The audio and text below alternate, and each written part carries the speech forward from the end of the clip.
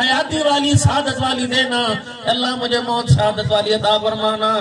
جب گھر کے اندر ماں کے سروں کے اندر خاک ڈلنے لگ جائے، اور باپ کو میرے عزیزوں گھر کے اندر اولاد اپنے ارمانوں کا مجرم سمجھ لینی چاہیے، تو پھر ہاتھ اٹھا کے اللہ سے ماں کی حیاتی مانگ، قبر کا سکون مانگ، سمجھ کے دنیا کے اندر تیرا گزارا مشکل ہو گیا ہے۔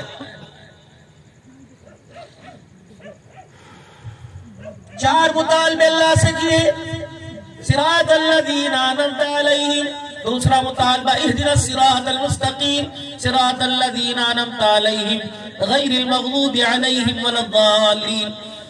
یا اللہ مجھے سیدھے رستے پر چلا، رستہ بھی وہ جس رستے پر تیرا انعام ہوا، سچے رستے پہ میں نے نہیں چلنا، غیر المغضوب علیہم اس رستے سے بچا جس پر تیرا غضب ہوا، ولا الضالین اس پر بھی نہ چلانا جو گمراہ ہوئے۔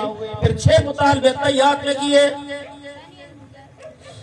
ربی جعلنی مقیم الصلاة، اللہ مجھے نماز پہ قائم رکھ، ومن ذریتی میری اولاد کو قائم رکھ، ربنا وتقبل دعا، ساری میری دعا اللہ تو نے قبول فرمانی ہے۔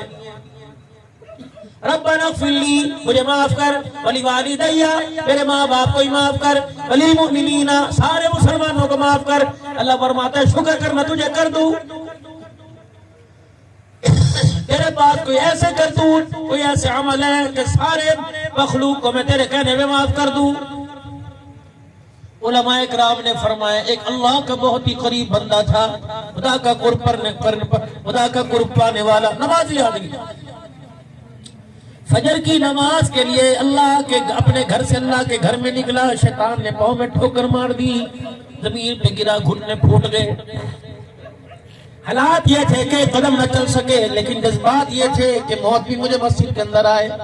گھر آیا، دوبارہ اپنے کپڑوں کو صاف کیا، بیوی نے کہا کپڑے بدل لے، گھر نماز پڑھ کر نہ آنا، ہمت میرے اندر ہے خدا کے گھر میں جا کے پڑھوں گا۔ پھر دوبارہ مسجد سے گھر سے نکلا، پھر گرا، پھر گھٹنوں پہ چوٹ لگی، کپڑے پھٹے، پھر گھر آیا، بیوی کہنے لگی اب تو چلا نہیں جاتا، کوئی بات نہیں، چل 1 رکعت ملے گی، نماز تو اللہ کے گھر میں پڑھوں گا۔ تیسری مرتبہ تیار ہو کے نکلا، پھر گرا، اور نے کہا جتنی مرتبہ بھی گر جاؤں لیکن نماز کا سجدہ تو خدا کے گھر میں جا کے کروں گا۔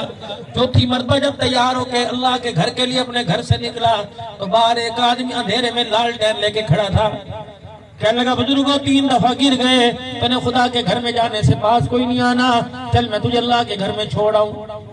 جب مسجد کے قریب گئے تو میرا لالٹین والا کھڑا ہو گیا، بابا جی مسجد میں چلے گئے، کہا پتر کتنا چنگا ہے تو کیوں نہیں آندا، تو بھی تو آجا، مجھے راہ دکھا کر اللہ کے گھر میں لایا، خود کیوں کھڑا ہے؟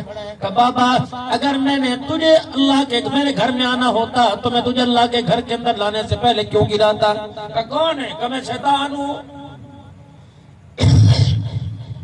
کہا روشنی دکھا کے تو کیوں مجھے اللہ کے گھر میں لایا؟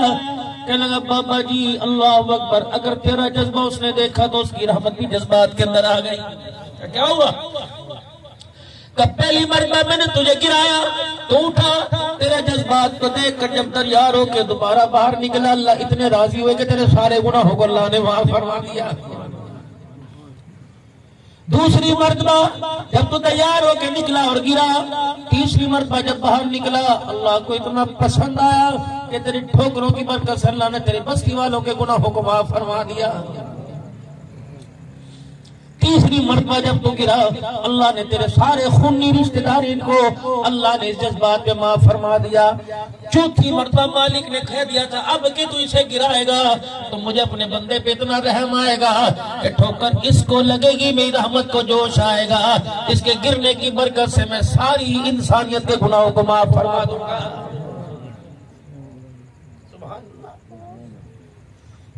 ٹھوکر لگنے پر اس کی راہ میں، مشقت کرنے پر اس کی راہ میں اللہ یہ دے رہا ہے تو خدا کی قسم میرے عزیزو جو ٹھوکروں کو برداشت کرے گا، ایک پاؤں کی ٹھوکر ہوتی ہے، ایک دل کی ٹھوکر ہوتی ہے۔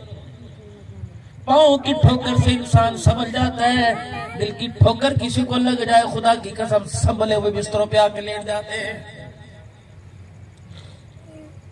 کوشش کرنا کسی کو دل کی ٹھوکر نہ مارنا، جس کے دل کو ٹھوکر لگ گئی اور اس کا دل ٹوٹ گیا اور اس کا خون آنسوں کی صورت میں آنکھوں سے برسنے لگ گیا اور وہ اللہ کے سامنے بیٹھ کر تیرا نام لے کے رونے لگ گیا، اللہ کی قسم دھرتی پہ کچھ بھی نہیں بچے گا۔ کسی کو میرے پیارو اتنا مجبور مت کرو کہ تنگ آمد بجنگ آمد وہ تنگ آ کر اللہ کے سامنے آپ کا نام لے کے رونے لگ جائے۔ خدا پاک کی قسم الخلق عیال اللہ، جس طرح میرے گھر کا ذمہ دار میں میرے گھر کی طرف انگلی اٹھائے میرے سے برداشت نہیں ہوتا، اس کی مخلوق کی طرف کوئی میلی آنکھ دیکھے اس کی غیرت سے برداشت کوئی نہیں ہوتا ہے۔ تنگ نہ کرنا کسی کو پیارو، کسی مجبور کی